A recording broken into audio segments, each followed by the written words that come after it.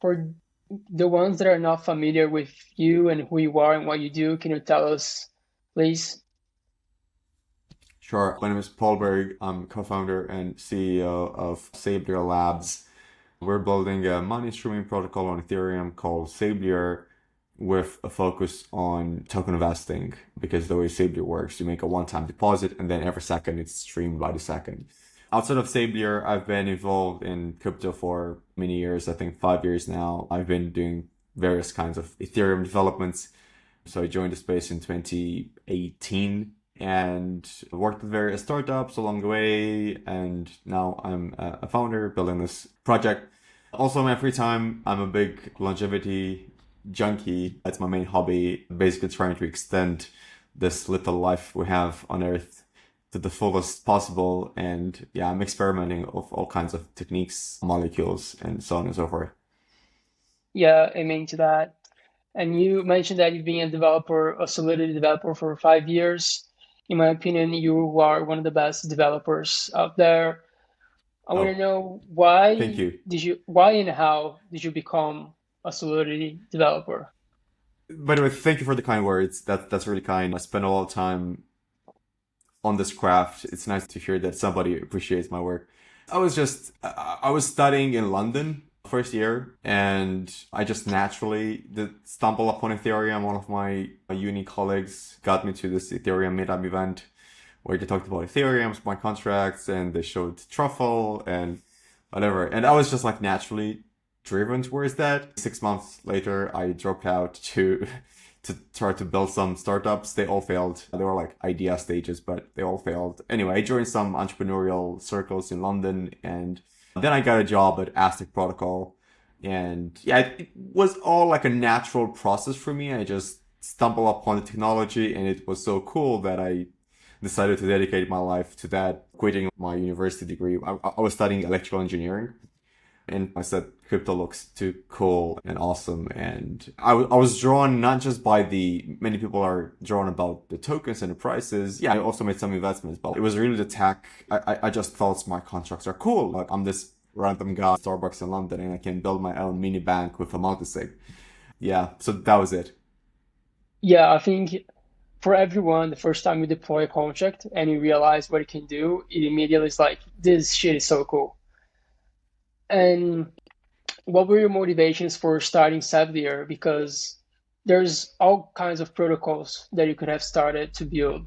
Why did you decide to build a token streaming protocol to start with? Were there other ideas in your mind at the time? I looked at this presentation by Andreas Antonopoulos.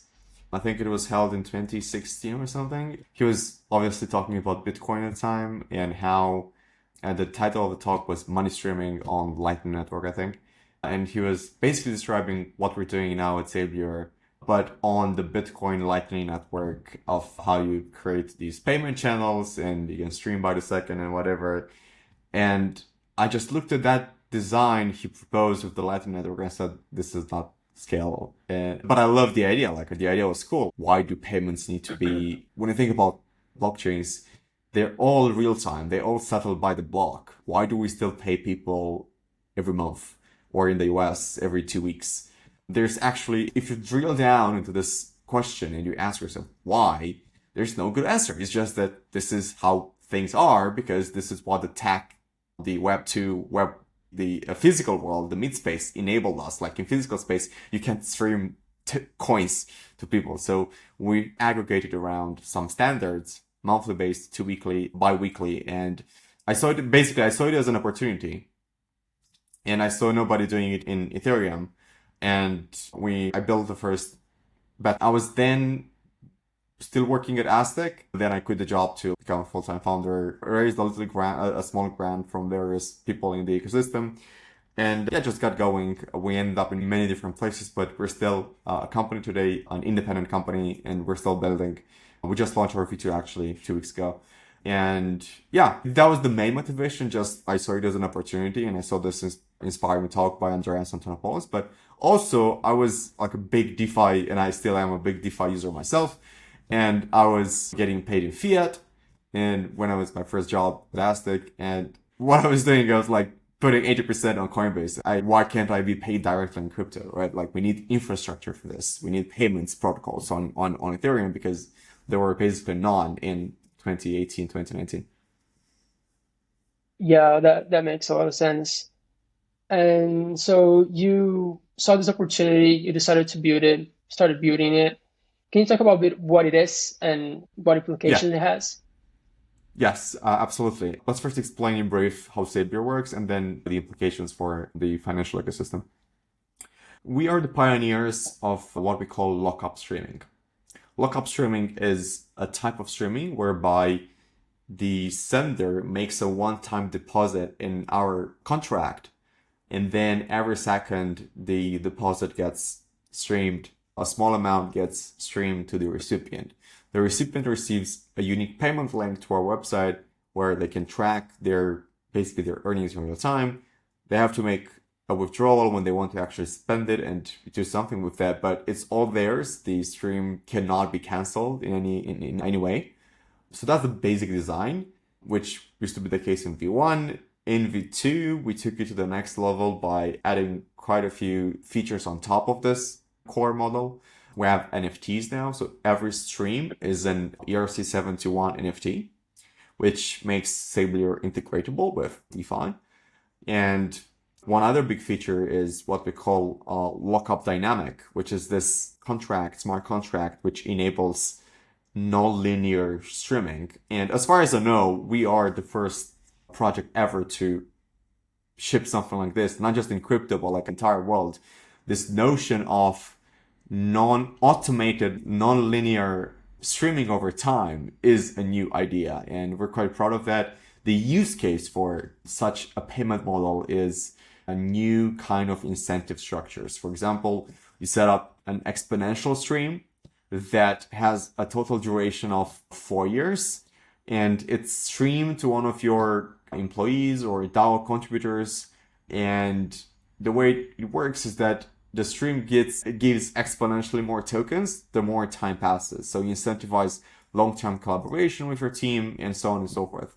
So that's how it works. Now, in terms of implications, one of them is actually what I just said before, that lockup dynamic and V2 in particular, they open a new design space for incentive schemes. If you think about the traditional, like how vesting works with startups, is that you have some lawyers and the design space is constrained by first how much capital you can allocate to your lawyers, and secondly, what the jurisdiction under which you are operating, what legal templates you have. Basically, everybody runs on like legal templates. You just use a template, put your company name, and that's it.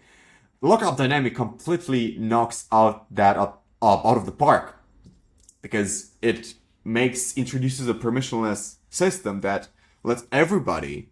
Suppose you have equity on chain, then you just call a function and you can choose. Our vision is to have this app store of like non-linear curves where say I want this incentive plan where the employee has to stay for 2, 3, 4, 5 years, or I want these bonuses, or I want and it's all automated. You don't have to do any manual payments over time. You don't have to track it. It's all smart contracts and that's it. You can still have a legal contract attached to that, but the actual payment, the actual distribution is fully automated on chain and so forth.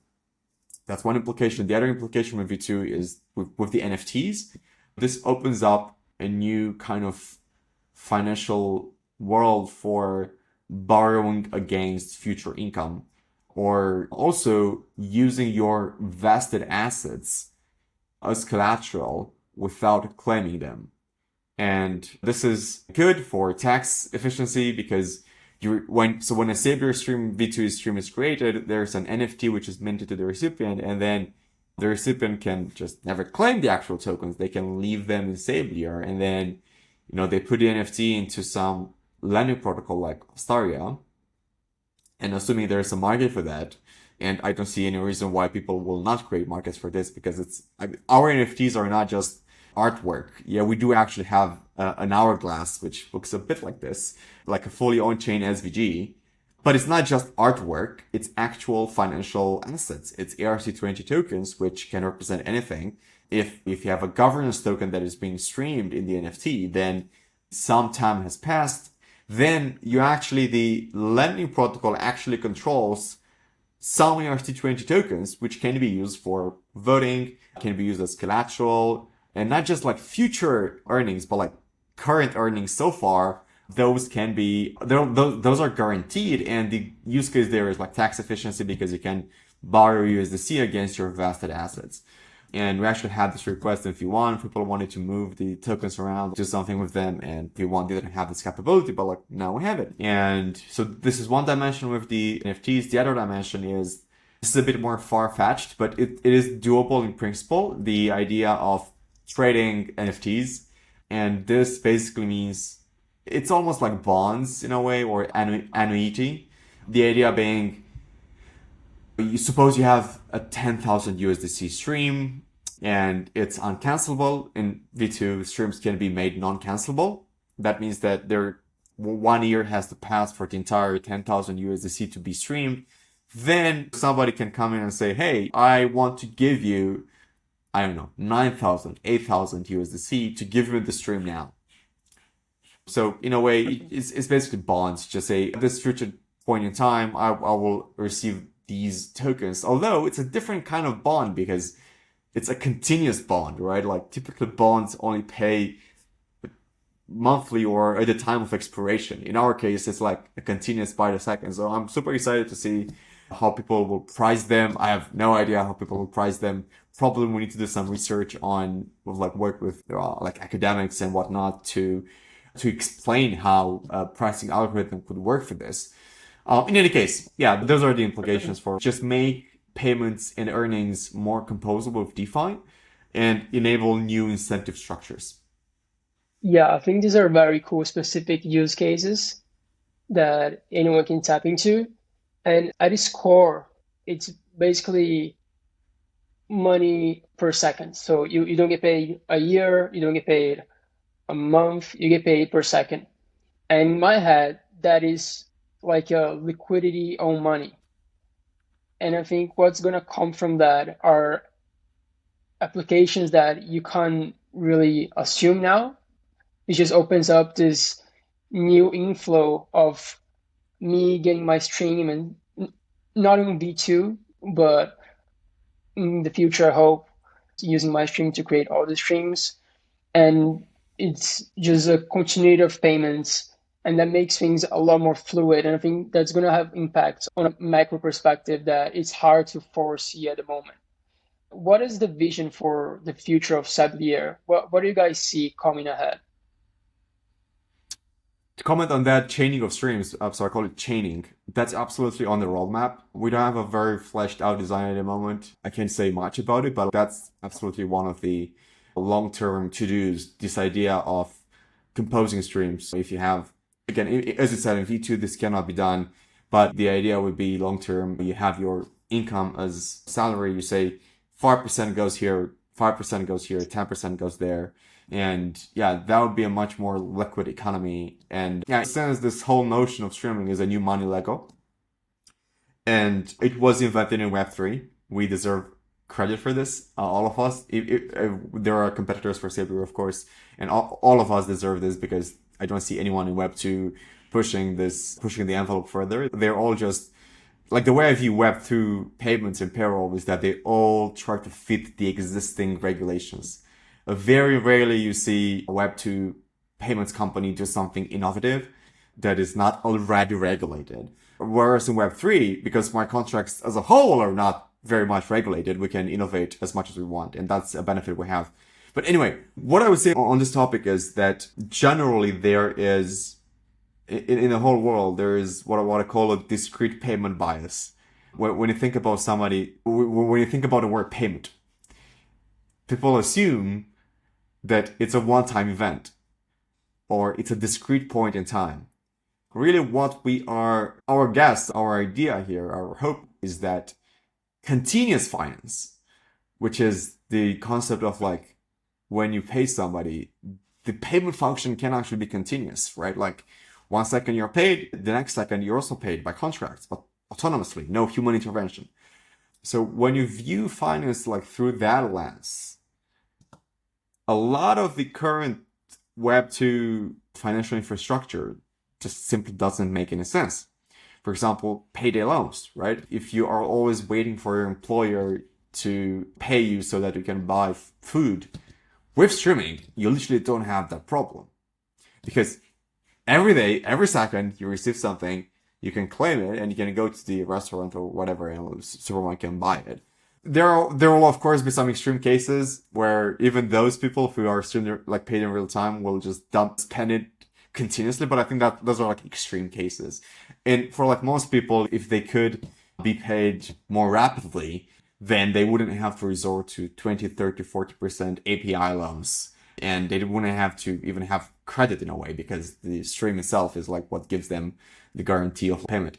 So yeah, basically that's a thread where that I'm envisioning here, that we will just make the economy as a whole more efficient, more liquid, and even fairer, especially in the case of payroll. But if we look at even like things like vesting today is typically gradated by the month. However, people are working every day, right? There are cases when the vesting ends on Sunday, but people still continue to work 2 or 3 weeks later. So the point of streaming is to just make finance continuous, just like time is continuous, and match them in the most accurate way possible. Yeah, I think that it's a really good take on just how money should be. Everyone grew up with this notion that money is a one-time event. You get paid and that's it. And it never comes up as a fluid event of streaming by the second. And to get to the point where the entire economy runs on streams, there's quite a few steps to be made, but I don't see any. There's no law of physics that prevents us from getting there. It's really just a question of building the right software, building a good user experience, and also an issue of accounting standards. We need accounting standards for streaming. So what I have in my head now, and I've been talking to various companies in the space that provide accounting to try to work with them on this. The idea would be accounting today is also static. If you look at your accounting books today and you don't make any one-time payment until tomorrow, then the report will remain the same. With streaming, what you have to do, and it's really not that hard, it's only a question of agreeing upon a shared accounting system. The idea would be you look at your existing static balances as they are, but you also introduce dynamic balances. And there, what you simply do is you just go through all the known streaming protocols. With Ethereum, you look at Sablier, you look at maybe Superfluid and our competitors, and you say, okay, between time A and time B, how much was streamed in this protocol? And you just add those balances together. And in your accounting, you just show a consolidated total amount. And that's how in principle it could work. It's really not rocket science. It's just a question of providing the service to users. And it's going to eventually be done by somebody somehow. Yeah, yeah. And that brings me to a good point that I was trying to make before this interview with myself about the cons of streaming. What are the negative sides? What does streaming doesn't have that discrete payments have? It's a good point. I think the biggest one today is really this like lack of integration with accounting and compliance. You cannot get credit score with. This is more like a crypto problem in general, not necessarily streaming. But when you add in streaming, that certainly makes it more complicated to account for what is your credit worthiness. So there is this point, but as I said before, this is doable and solvable with time. What I think will be problems with streaming forever are things like, so for the recipient, I think it's a no-brainer. Like I think everybody would like to be paid more often, more quickly. So I would say that the problem mostly centers on the sender. What we have seen in practice is people say, "Oh, but I want capital efficiency. I don't want to pay somebody up front. I want to pay them like in 30 days as it is now." Our response is, "Yeah, sure, but like your employees working with you for you every single day, since they're like loaning you their sweat and tears until you put your assets to work and earn a yield while they sweat. That's one dimension. It's solvable by using vault tokens, right? You can create like an ERC4626 vault where the interest remains to the sender while the stream continues.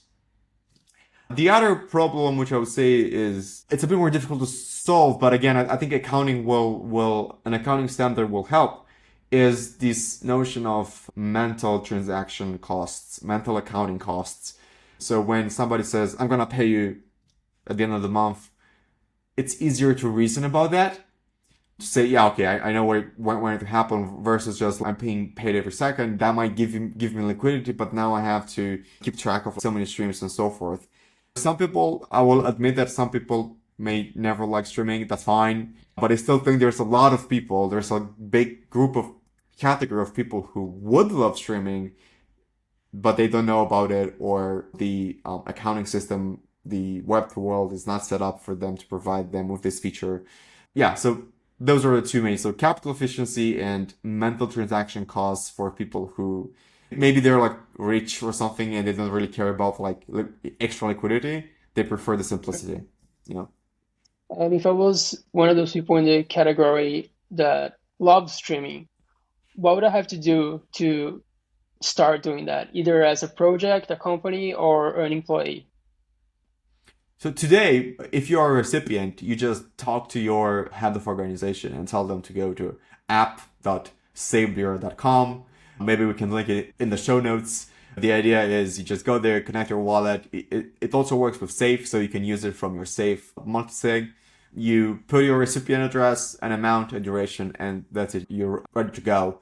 As a sender, as a company, it's basically the same idea. You just ask your employees, hey, would you like this feature? Would you like to be paid in time? You just request an address, and then you go to our same URL.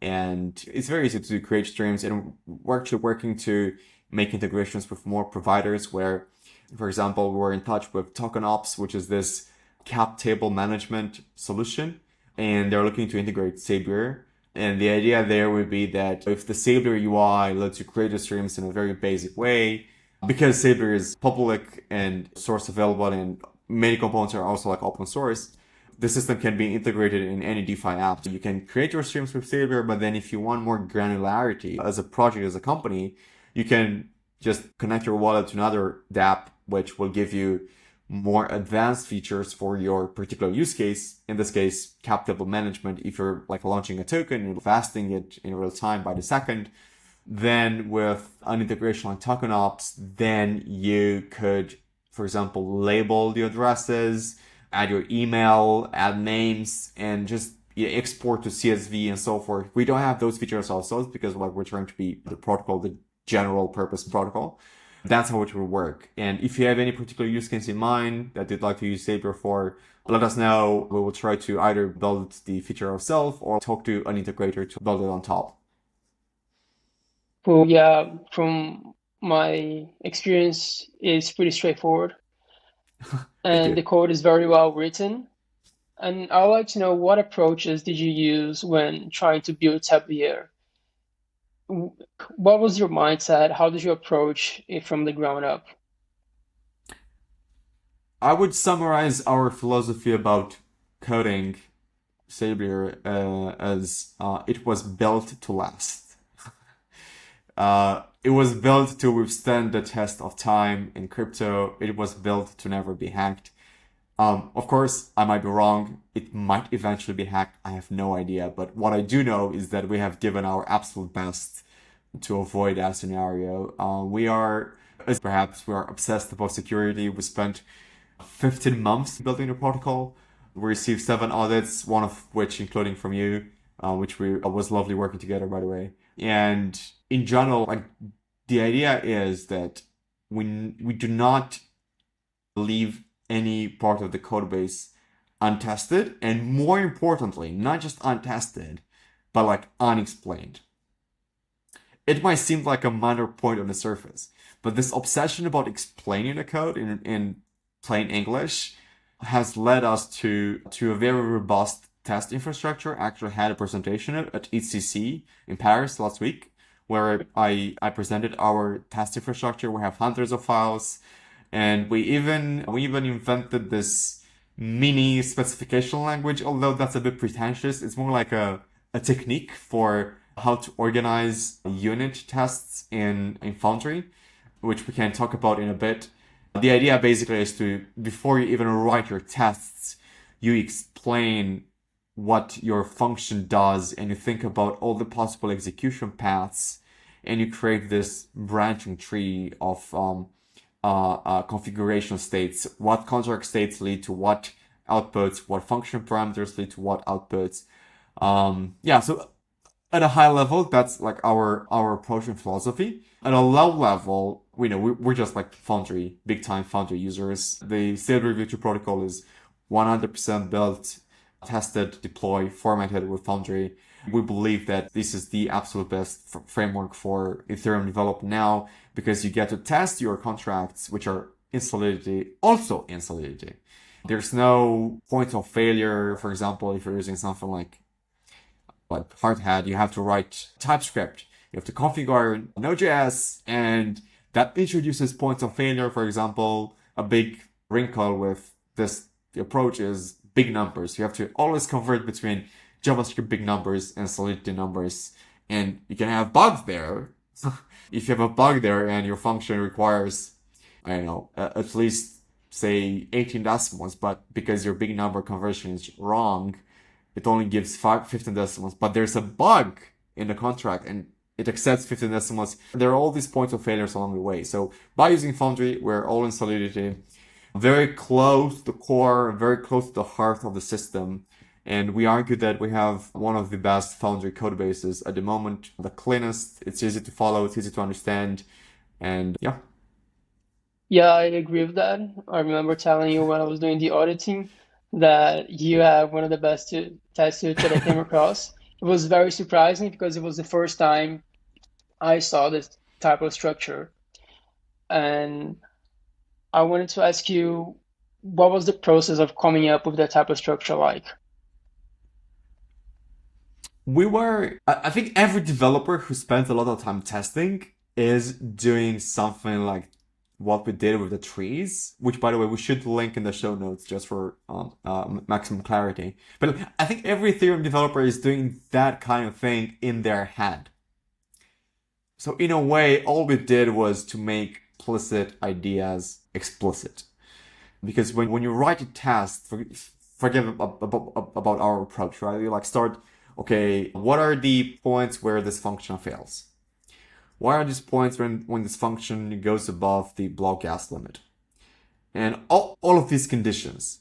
What we did was basically formalize that into a tree file, which has, by the way, for listeners, our tree files are basically designed with ASCII characters. They look a bit like folder and files hierarchies, but rather than folders, we have conditions and test statements. For example, given the message sender is Alice, then the output should be 10.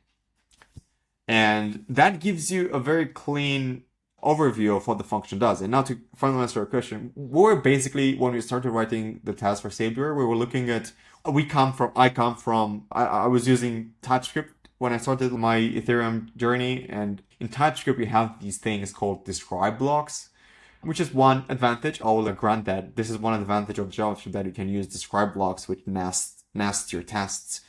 You don't have something like that in Solidity. In Solidity, you cannot pass anonymous functions as parameters to other functions. So you cannot like structure your code in a hierarchical way. So I was thinking, and I think I thought about it for, I don't know, a month or two or something. And I was asking around Foundry, and there is basically no solution for this, for like how you can replicate the describe block hierarchy in Solidity. And I said, this basically I want a hierarchy and I want to provide context with describe statements. So that seems like a tree to me. Like it was a pure like idea that I had in my head, and then I said, okay, let's try to put it in a separate file because that would make it shareable with the non-Solidity team. Because it's plain English, I could share that internally with, for example, our front-end team, and they could use that for the create stream page where they want to see, okay, what are all the conditions that have to pass for the create stream to work. So yeah, it was an exploratory process of like, how can we bring describe blocks and Solidity? And that didn't turn out to be possible, so I said to replicate that hierarchy with tree files.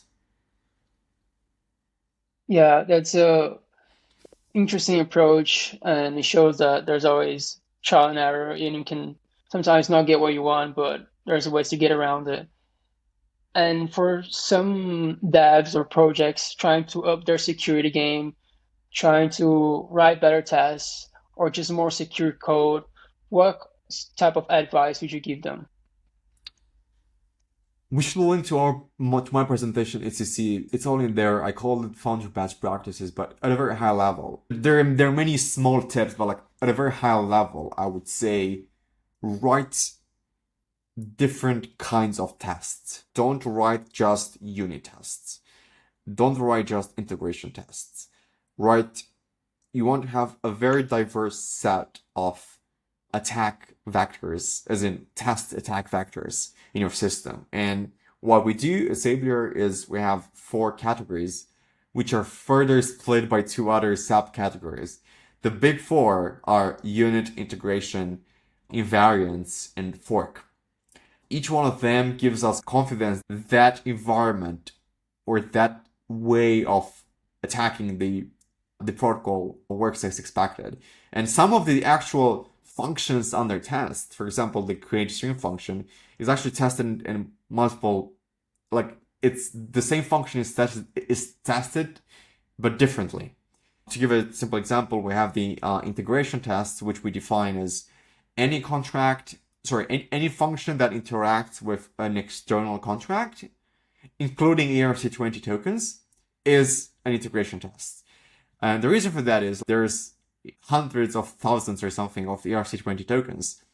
That's an integration test. That's not just a unit test, because there are so many ways the ERC20 implementation could wreak havoc with your little function.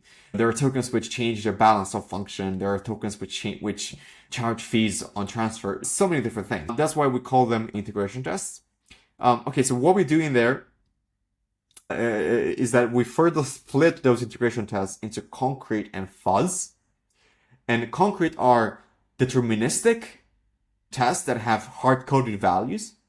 For example, you assert that 1 plus 2 equals 3. We also have the fuzz subcategory, in which you have non-deterministic function parameters, which are fuzzed by Foundry. And here you don't do 1 plus 2 equals 3, but rather A plus B equals C, and Foundry fuzzes the A and the B. And in the integration test, this is where we use the branching tree technique. We want to flesh out, okay, what are in the concrete test in particular, we want to flesh out, okay, what are all the possible revert states of this function. We work our way down from there, and then at the end we have the successful execution paths. But we also go in the invariants and say, okay, now I want to also call the creation function here and assert some. So invariants, for listeners who don't know, they are expressions that should hold true, that should always hold true in your protocol. There should be no point in time when an invariant should evaluate false. To give a basic example, in an ERC20 token contract, you want to check that the total supply matches the sum of all the user balances. If that equation doesn't hold true, then there is a bug. Absolutely certain that there is a bug, there's a running error, and so on and so forth. And you come up with these system-wide, high-level invariants, and then what you do, you generate a sequence of. Foundry does this. You have to prepare it, but like Foundry generates a sequence of like hundreds or potentially even more, thousands of calls. It calls your protocol, and after each call, after each run, it goes through all of your 20, 30, 40, whatever invariants and says, is this invariant still holding? And in the invariants, as I've said, we're also calling the create stream function, just like we're doing in the integration test, but we're like asserting different things where we're saying that, oh, the next stream ID is that incremented by 1, because the next term ID should never be incremented by more than 1. It should never be increased by more than 1. Yeah, to backtrack a bit from where we started, what advice I would give. Firstly, there's this principle of write a diverse set of tests. You want many different attack vectors, as in self-attack vectors, so like task or protocol in many different ways. Obviously, creating categories for those are useful for like things like filtering. When you want to generate gas reports, you don't necessarily want to focus on the fork tests, which they may be slow to compute. You just want to get like a quick snapshot. You can target only the unit and the integration tests. And finally, what I would like a big point of advice is I would recommend employing some kind of specification language. You don't have to use the branching tree technique. This is more like entry level, like an entry level approach. You can I can also recommend going for the more advanced languages like Sertora, K framework, even things. There's also like Cucumber Gherkin, which I inspire from with the BTT approach. However, as a caveat, all of these languages, they will take much more time to learn and research before you can master them, and some of them actually also come with costs. The branching tree thing is literally just a VS Code extension so that you can see the tree colorful and 2 or 3 keywords like given, when, then, it, and that's it. But the basic principle is do not leave your protocol undocumented, unexplained. Explain how each function behaves with the branching tree approach or with whatever you want. Just put it on Notion, put it on Google Docs somewhere. Just explain how your protocol works. Yeah, from a security researcher perspective, I can attest to that it makes a huge difference, saves a lot of time and brings a lot of clarity to what we try to do and allows us to try to break your protocol a lot faster. But you keep talking about these attack vectors, like these invariants. How do you suggest that developers come up with these different attack vectors, these different invariants? Because it's easy to say, oh, try to test as many invariants as you can, but how do you come up with those invariants? When do you know that you have gone through all the invariants you need to? I think as my philosophical background is with Popper and Deutsch, and I'm fundamentally like Epicurean, so I think to answer your question, basically it is impossible to know for certain that you have covered all the invariants. So the way I approach this thing, everybody can do their thing, but like the way I approach it is that you have to start with the assumption that you can never be sure that you have covered all the possible hiccups, all the possible backdoors, all the possible issues. That said, that is not an excuse for not doing your best possible work when thinking about these invariants. And it's hard to formalize it or explain the process of explaining itself in simple words. But the way it goes is that you just talk to your team. In person has helped us a lot. You just talk to them about, okay, it's really a question of like, what are your business goals with the protocol? What do you want the protocol? How do you want the protocol to serve users? And once you have that end goal in mind, basically all the invariants flow from themselves. So it's a really high level, especially the invariants. The fork tests are like basically just look at, okay, like what components do we integrate with? We integrate with ERC20 tokens. So we tested against USDC, DAI, and whatever other popular tokens we found on Etherscan. So it's like mechanical with fork tests. If you're integrating Uniswap, you just fork test against Uniswap's mainnet contracts. Invariants are like super high level and an emergent phenomenon because they rely upon, again, a system-wide set of rules but also this notion of business goals, which I recommend you talk to your team in person. And to give you a practical example, we were talking about, so I was doing demos for the Sablier V2 product UI with various people in our private beta 2 months ago, or 3 months ago or something. Anyway, like a long time, in crypto a long time ago. I was explaining how streaming on Sablier is monotonic, as in the payment function never goes down. Okay? So if, I have a 30-day stream and on the second day you stream some amount X, on the third day, that amount streamed cannot be lower than X. Just cannot. And that was not like written anywhere in the contract. It was a business promise where if somebody receives token, the protocol will never take back tokens from them. See what I mean? So it's like a purely emergent phenomenon, business goal that I was talking about on phone calls with people, but there was no invariant for this in our actual tests. And then after the call, I was like, wait a second, we should test this. We need a test that what I just promised our users, it's an actual, I mean, we have something in Foundry that validates that. So I went ahead, brought the test, and now we have a test that tests the monotonicity of the streaming function, so that the streaming function always goes up, never down. And it can remain the same, but like never down. Yeah, it is challenging to come up with invariants. It's otherwise there would be no hacks, Yeah, yeah. right? We wouldn't have any issues. And I think looking at things from that perspective, what should never happen, it's a good way to start. How I should Yeah. serve my customers and what type of situation should my customer be in. It's a good way to Uh, start. I actually have an analogy to share here, coming all the way from like biology. So if you think about DNA, like not in humans because we're like these big entities, complex, we have big brains, but like think about an amoeba or something very simple. That was crafted by evolution from like a long time ago, and it basically has some invariant saying that an amoeba duplicates, it copies itself, it like replicates. But even in that process, like where okay, you know what the system level should do, should copy itself. Even in that simple case with the amoeba, there are still copying errors.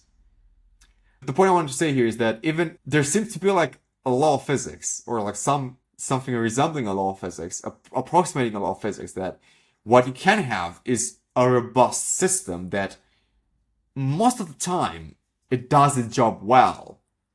However, you can never avoid small issues, copying errors. The analogy for a protocol is that you should strive really hard to try and error and error correction and so forth and so on and so forth to avoid any system level malfunctions like down hacks.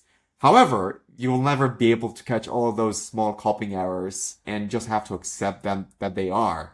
But the reason why I'm saying this analogy is that by being so explicitly aware that you will absolutely make errors, you, at the same time, you avoid the biggest errors. See what I mean? Because you know you'll make errors. Okay, let's start with the most important ones first. And let's write tests for them. Let's implement that function very, very well, and so on and so forth. Yeah, I think that's a good way to approach it. Instead of trying to think, oh, let's eliminate them all, just Yeah, trying to get the heavy hitters first, trying to see what are the really bad guys. And also, after you're done with those guys, you look at it again and try to see if you miss any of those bad guys until you can't see any of the bad guys left, even though they might be still lurking around and probably are. And from this biology talk, let's go back to longevity, which I know is a big thing for you. What is your longevity hacks, your habits, your practices, including exercise, nutrition, medicine? What are the things you do and why do you do them? I just, generally speaking, I just love life. When I wake up in the morning, I want this game to continue. This whole life thing. I have many aspirations. I have a long list of books, papers I want to read, projects I want to build, places I want to travel. That's the lens I'm coming from. In practice, what I do, I just have routines, I have systems in place. I'm not by any means an expert on exercise, so I will just defer the listener to Peter Attia. It's my main source of inspiration on this. Basically, just I go 5 to 6 times a week. I'm exercising. Half of those are cardio, so I'm doing zone two, very light running, basically, and half of those are strength training. I'm doing basically an entire body program. I'm not focusing on any particular group muscle, although I do have a tendency to do more hip hinge, squats, deadlifts, because they work. It's like they're very time efficient because like you like work your entire body. There's that exercise. People like I know people who are like longevity enthusiasts, but like, they never exercise. So That's not how it works. I wish there was a pill for this. I would take it, but we're not there yet. And if you're serious about it, you just have to do it. Just have to put in the work. Just accept that it's like the cost to pay to get both good health span and lifespan. It's not just you live to 100. It's like the continuous daily experience, just feel better stress management, brain health, and so on and so forth. That's one pillar, of course. The other pillar is sleep. I have my Aura ring here. I think it's absolutely amazing. It has made me tweak my routine quite exquisitely, so I know what triggers me. I know what triggers a bad sleep. I basically cut off all alcohol. I do have it from time to time, but like never, not as much as before when I was not wearing the ring. I also have the whoop somewhere around here to just give me like a double. So I basically analyze myself very well. I think sleep is mostly a matter of data and like analysis, because when you're sleeping, you're not conscious. So there's not much you can do while you're sleeping. You have to do it. You have to prepare yourself during the day, and that's why I think data that tracks your sleep while you're unconscious super duper useful to like psychologically help you towards the right path, right? And there are like various tricks for this. The basics: turn off the lights, get some blue light. These are for eyesight, so I have myopia, but I bought them because they have this very, if you see the yellow tint, I actually see almost no blue, almost never. In the morning, I'm trying to go for like when I go to the gym, I go in the morning, so I have my blue light when I go out. But otherwise, I have my blue light blocking glasses all the time, and also start to make it cool. This actually, I think making your bedroom cool is the most difficult thing. People talk about it as like on podcasts, yeah, sure, just put some AC or just get the 8 sleep. I tried everything. It can still be hard, especially if you're sensitive to sound as I am. Like if I leave my AC on, I have an AC in my bedroom, but if I leave it on, I sometimes get awoken by the sound of the noise made by the Can AC. you talk a little bit about why it is important to keep your bedroom cool? Here I will refer the listener to Matthew Walker, but the guy who wrote Why We Sleep. But the idea is that when the basic principle is that when you go to sleep and you're in that phase of like you put your bat on the pillow and you're about to enter that first deep stages of sleep, your body, what it actually does, even if the room is hot, even if the room is hot, what your body has to do is to lower your internal temperature. And this has to do with homeostasis and brain circulation and many different emergent phenomena. But the basic idea, I think your body cools down by 1 or 2 degrees Celsius, probably more Fahrenheit. But anyway, so to aid that, it's like a prerequisite. It's like oiling the machine, right? You like prepare your like bedroom. And it's like cool. And as I said, it's like it sounds easy, but in practice, it's actually quite kind of difficult based on where you are. I tried all kinds of devices. Even the 8 slip, it's super noisy. Maybe if you're not noise sensitive, maybe it works for you. How I use 8 slip now is that I'm not using the way they typically recommend doing it is keep it on during the entire night. What I do is I just keep it on before, and I just cool the bed and then just call it a night and go to sleep and turn it off. One other thing worth mentioning for sleep, other than the environment, the local light, just don't drink alcohol. Also, basically, don't drink coffee afternoon. But also, this is probably the most boring one because I get people triggered when I talk about this, especially in real life. Having a habit, like a routine, where you go to sleep roughly at the same hour, basically 15, 30 minutes every single day at the same time. So if you're going to 11 p.m., you go to 10:30 to 11:30. You're always in the bed during that time frame. This is also difficult. I don't find it difficult myself. I'm basically I have reorganized my friends circles and met people who are aligned with like longevity goals, crypto folks and whatever.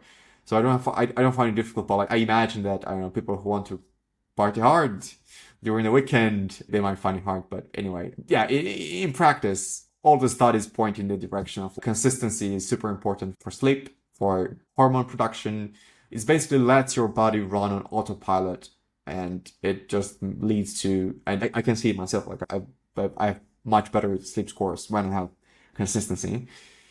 Okay, so there's those things, and then there's the nutritional part where it's both food and supplements. I have these boxes with 4 compartments for each box, seven boxes, so one box for each day. But actually, before we go to supplements, let's just like briefly state that like nutrition is also important. So you can dope yourself with 100 supplements. If you're eating, McDonald's every day, then it's probably not effective, and it might even do harm to eat only bad stuff and combine it with vitamins, which need certain substrates to function well and whatever. But anyway, I'm not an expert in that. With nutrition, like my approach is I have the 80-20% rule. 80% of what I eat has to be just healthy stuff, like vegetables. I'm eating a lot, like lots of broccoli, good protein, eggs, meat, especially chicken, like lean chicken meat, and olive oil, nuts. I'm not ketogenic. I'm not doing keto, although I am doing low carb. I don't have that many fruits. I might have an apple from time to time, but just very low, not very low, but like low carb. Certainly much lower than the average person in the West. So there's that, but 80% is like that. But I do have my cheat days. I think, especially for like building companies and doing hard, like you're working a lot, as I do. I work, 10 hours a day, or even more on some occasions. Your body gets stressed out to a point where like you need that cheat day where you can relax and eat whatever you want. And I have my occasional burgers or something, but like those are super rare. And even then, I make sure to like hack my way with basically control my blood glucose even on cheat days. And we can talk about those now when like entering the supplements and drugs category. And I view them, again, as I've said, I view them as complementary to nutrition. As I've said, if you only eat crap, you're probably not going to do much with your supplements and drugs, with a very few exceptions. But anyway, I think about this, I want to talk about my structure here because I do have a very organized approach. I'm a software developer. Basically my core job is software development, and I said, why not use Git to track my supplements? Because everybody in longevity, they like introduce things, they remove things, they tweak the dosages and whatever. That seems like version control to me. You, just like with code, you add some things, you remove them, and then the benefit here with this approach is that you can see over time what you added, and if something bad happens. Fortunately, I've never been there, but if you have an adverse bad reaction to something, then you can go back to your Git history and say, oh, this is where I introduced this drug, or this is where I introduced this medicine, or supplement, or whatever. And I've been doing this for maybe 1.5 years now. And I have this, I don't have it with me now, but I have this, maybe you can link it to that tweet. I have these 7-day boxes. And once a month, I go to my supplement locker in my home, and I've got 300 or something boxes. And I open my Git repo, I view it I'm using Markdown, and I open it like in a Markdown viewer, and I look, okay, this is my morning routine, this is my lunch routine, this is my afternoon routine, my bedtime routine, and so forth. And because I have 4 compartments, morning, lunch, dinner, and bedtime, I'm just getting it's like manual. It takes me, I don't know, 2 or 3 hours a month. Hopefully in the future we'll have GPT assistants for doing stuff like this. But for now I'm doing it manually. The payoff is very well worth it because I've been also tracking my blood results. So I've been doing blood tests for maybe 2 years. And basically everything has been improved. My blood glucose levels are better. My cholesterol levels are down. Better vitamin profiles. My vitamin D is excellent. My vitamin Bs are excellent. Thyroid profile also great. And some of those are actually direct. Some of the stuff that I take is actually the same thing that you measure in the blood test. I have direct evidence that what I'm doing works. And I also have evidence that my liver, many people say, oh, but you're like I think I'm taking like 50 pills a day. And people say, when I talk to them about this, oh, but surely your liver must be destroyed, hammered. No, it's actually, I have very good results. Not perfect, but very good liver results. And some of the things I'm taking are actually promoting for liver health. Just the fact, like the way I think about like these many pills is that it's like another kind of nutrition. It's like you extract the good stuff from food. You still want to have good food, but like you add it. It's like plugins. If you are familiar with the npm package JSON, it's like you have a dependency with npm It's an installed. add-on, a bonus. Yeah, it's exactly. It's like a nice to have bonus. And frankly, in some cases, it's also like more convenient. For example, one of my favorite supplements is sulforaphane, which is broccoli extract. But it's a particular kind of broccoli because the big flower of floret, it's called the big broccoli floret, doesn't have much sulforaphane. It's only the young broccoli, what do you call them, whatever. So the young broccoli seeds, when they grow, they have sulforaphane. I tried them, I ate them. Firstly, they taste awful, but also it's just hard to get them. Very few supermarkets have them. And if you want to do it the proper way, you have to grow broccoli in your fridge or something, or in your garden, which is, I don't have time for that. Taking a supplement which was created by a proper, company, which is doing like lab tests and so forth, just much more convenient, and you still have the same benefits. Sulforaphane is a very powerful antioxidant. It's great for the brain, and it's so powerful that it can even clear your body from toxins, bans them from very polluted cities. If you live in a very polluted city, I would recommend looking at sulforaphane. But yeah, generally speaking, that's what I do. I have a very data-driven approach to this, and I track everything in a Git repo. And I would say that in terms of distribution between supplements and meds, so first, I have no disease, but I still think that drugs are still good for healthy people. Because if you think about longevity, it's not so much a question of doing something or enhancing yourself. It's more if you're young, especially, and I'm 25. So if you're young, when you're young, longevity is more a question of like, how do you remain the same? Like, how do you freeze not freeze, but how do you stop your body from becoming older from where it is now? And naturally, I think everybody agrees that if you don't take anything, and I'm talking about drugs, if you don't take anything, naturally you will decay, because that's biology and that's DNA and whatever. We're meant to reproduce, and then you're like, whatever. With drugs, and I will mention two of my favorites, and I think you know what I will mention. I'm a rapamycin maximalist, because I think the explanation behind this molecule is beautiful. It just makes a lot of sense, and I don't see that, for example, with NMN and NR and the David Sinclair kind of path of like work. I think he's a cool guy. I don't know, smart guy. I do appreciate people dedicating their life to this field, but I'm not convinced by the NMN halfway. It's a precursor to a vitamin, and the whole thing about NMN, just as like a tangent, I think it's more a second order effect of something else. So if you do something else, which we don't know yet what, but when we figure out that thing, then it's called the NAD levels in your blood, which can in principle be influenced by NMN, but in practice that doesn't really work. Anyway, so the NAD levels will come as a second order, third order effect of that other thing we don't know about yet. Just as a quick tangent. What I am excited about is rapamycin, because, as I said, the explanation is beautiful, and secondly, the data is absolutely fantastic.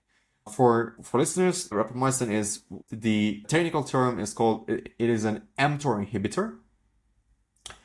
mTOR is an enzyme in the human body, and actually in all the organisms known on Earth, that is responsible for growth. A good analogy of this, imagine you are on a building site, and you have your constructors, you have your bricklayers, and you have all of these different roles people play on a building site. You still have a lead contractor who is in charge of managing everybody who says, go there, you do that. mTOR is like that at the cell level. So when you give it food, mTOR is activated, and it says, okay, I'm going to take this food and I'm going to put it here. I'm going to tell this other enzyme to do this. I'm going to tell the mitochondria to create energy and whatever. So it's like a master regulator of growth. Just kids have a lot of mTOR. The theory goes, and this is where I connected with the theory, is that when So deactivation of mTOR is what leads to slow down aging. And the explanation makes a lot of sense in the context of a caloric restriction and fasting, which actually have the effects in the human body of fasting are varied. For the record, I've done 2 7-day fasts and 2 5-day fasts, and they are brutal and intense, and they have different benefits for cleansing your gut bacteria, or your gut in general. Also, like a good psychological building mental resilience. However, there is a common thread between fasting, long-term fasting like this, and rapamycin, which is the fact that both deactivate mTOR. So if your goal is to only deactivate mTOR, then, and your only goal, like, why bother with the pain of starving, right? And that's one part of the reason why I'm studying. The other part is that if you look at the data, for context, rapamycin has been an FDA approved drug since the 90s. I think it has more than 30 years now or something.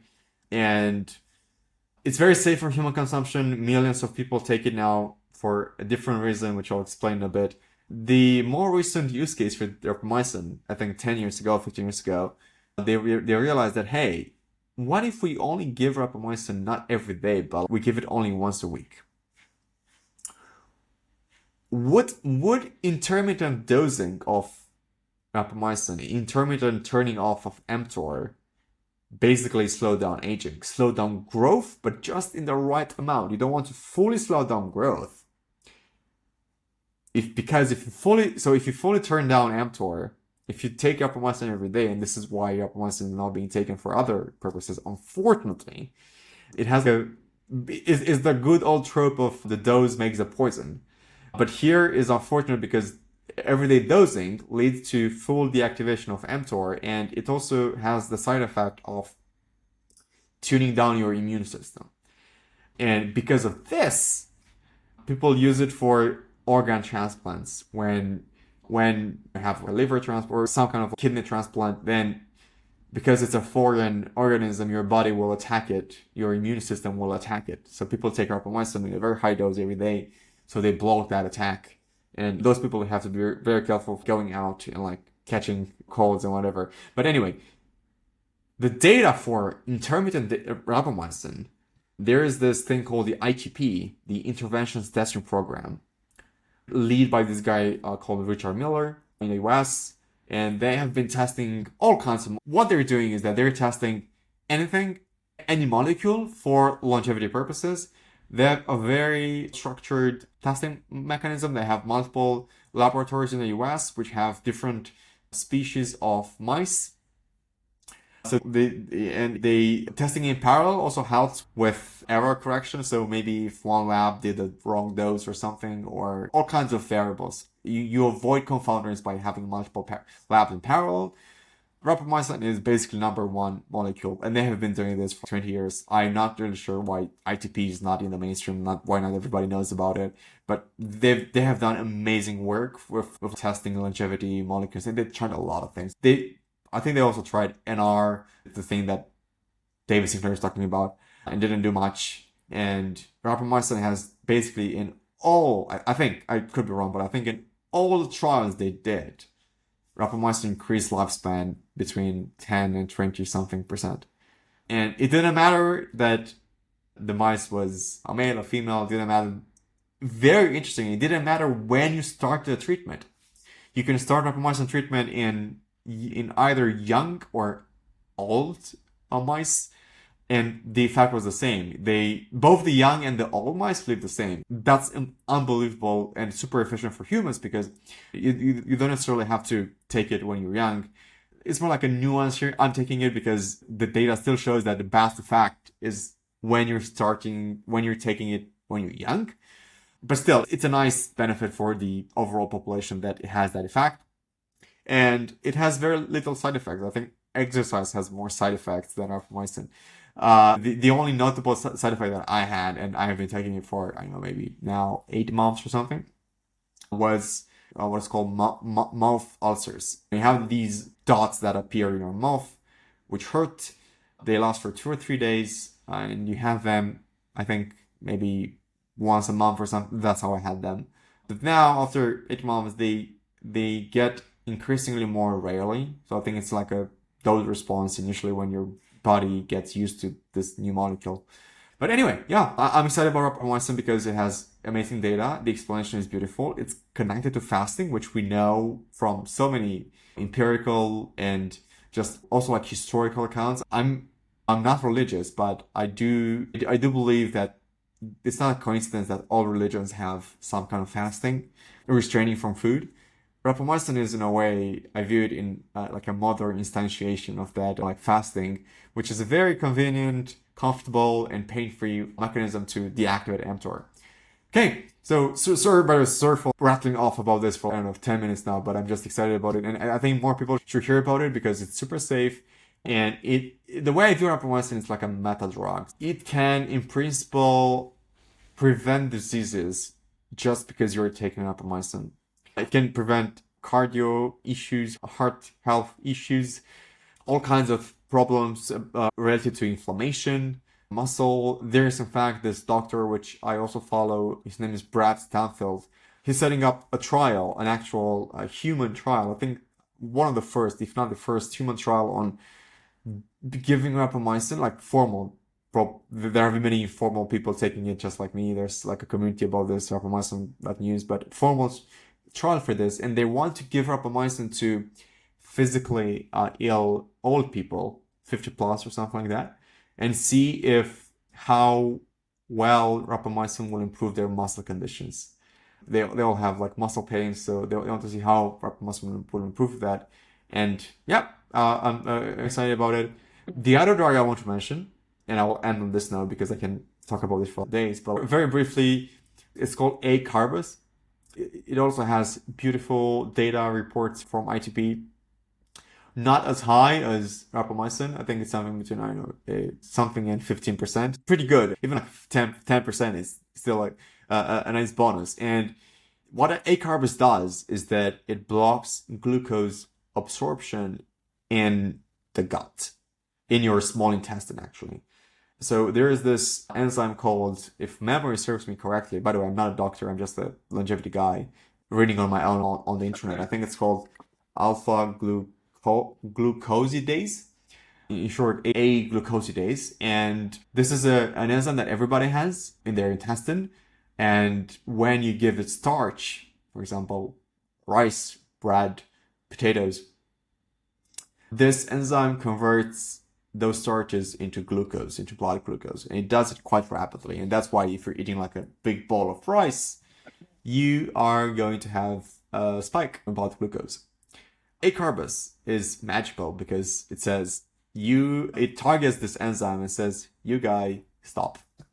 It doesn't stop, like it doesn't turn off all of your enzymes because you have a lot. It does make a really good job of turning off your alpha glucosidase enzyme as a whole, and the net result is that your blood, it's more about blunting the blood glucose. It's not about not increasing your blood glucose. So, for example, rather than having you eat like a bowl of rice and rather than having a blood glucose spike to 150, it only grows to 110, 120 very slowly. So you have a more extended glucose output, but you don't have the spike. And the problem with many diabetes conditions and blood glucose issues is that generally they are caused not by these little increases, but like the big spike, which causes a lot of damage in your internal system. It even affects your eyes. So like you basically want to avoid high blood glucose. And yeah, to wrap it all up, they've done the first. So in the whole of ITP, the greatest lifespan increase was seen in a combo of drugs, which included, it was actually just rapamycin and acarbus. I think it was 26%. And yeah, the trick is you take rapamycin once per week and acarbus with every meal that has carbs, especially starch. It's still unclear whether acarbus has any effect on things like fruits. Probably doesn't. It certainly doesn't have any effect on sugar, so don't expect acarbus to save you from having to avoid sugary drinks and whatever, those are super very quickly metabolized by your liver. But with complex carbohydrates, legumes, rice, even bread, a carb is an amazing drug. The only caveat is that it's not necessarily the best tool in a social context because let's put it this way, that a carb turns all the starches into beans in a way, metaphorically, because it gives your gut more carbs to chew on because they're not converted into blood glucose in your small intestine. They go into your colon, and your bacteria they're throwing a party with your acarbose Don't take meals. on dinners out. Yeah, that's what I do. These are my two favorite drugs. I do take other for various purposes, but these are the only ones that I'm taking like consistently, and I just think that they are. I think more people should take them because by taking them in advance, you prevent. Basically, the idea is that my hope is that I will never get to have diabetes. Yeah, I think that was a really cool rundown. I feel like a lot of people get put off when they see you with all the pills and they might think, oh, he has no life. Like, how can you live like that? But it's not actually that approach. Like, it's something you enjoy, something you take pride of, and it's something that you don't have to actually sacrifice from your point of view. So I think that's really cool. And hearing you talk about it, it's really exciting. And I have one last question for you, is that if you found the genie, like a know-it-all genie, and if you can only ask him one question, what question would that be? I'm also reading about physics in my free time. I have this habit of reading before going to bed. It's like a nice segue to get yourself into just pop a book, close my phone, or when I'm traveling on a plane, whatever. Yeah. What I would ask the genie is how big is the quantum multiverse, right? So how many, I'm like a proponent of the many worlds interpretation. I think is the only one that makes sense that can explain quantum phenomena. And I take it as a given every day that there are like multiples of us even here discussing slightly different, like different things. Anyway, so a big problem is how, how big is this world, right? Like, can you even put a number on those number of universes? Yeah, in short, I would ask the genie, can you describe mathematically the entire multiverse and tell me a concrete number of how many states there are? Do they have to be finite number of states?